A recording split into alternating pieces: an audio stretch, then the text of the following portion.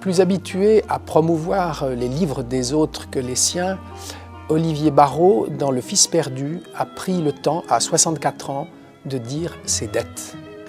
Et ses dettes à l'égard de son père, ici point de révélation fracassante sur cet homme discret, producteur au cinéma et grand lecteur de Dickens et de Dumas le soir pour ses 2 enfants.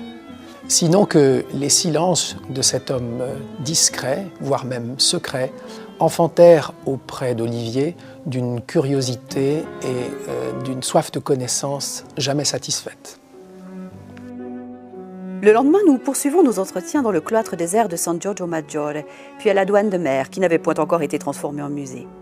Jean d'Ormesson, debout devant moi, a derrière lui ce qui me fait face, le Grand Canal, la place Saint-Marc, le Palais des Doges. C'est notre dernier jour de tournage. Et voici à peu près ce qu'il va me dire, s'adressant à ceux qui verront le film en un accent d'émotion qui résonne intact dans mon souvenir et dans mon cœur. Nous sommes ici entre amis, devant le plus beau paysage du monde. Eh bien, il n'est pas impossible qu'à ma mort, la main de quelqu'un qui aura compté pour moi disperse ici mes cendres. D'Ormesson, malgré l'ample usage du monde dont il est coutumier, n'est guère porté à l'effusion non plus qu'à la confidence intime. Je conserve l'absolue conviction qu'il fut ce jour-là plus instinctif, plus profond, plus vulnérable que jamais.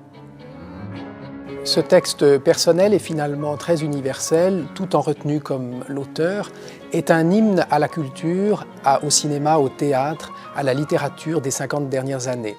Il est constitué par une galerie de portraits, tous saisissants, de créateurs et d'écrivains du XXe siècle et se termine par l'émouvante évocation de l'historien helléniste Jean-Pierre Vernant, admiré et aimé comme un père par Olivier Barrault.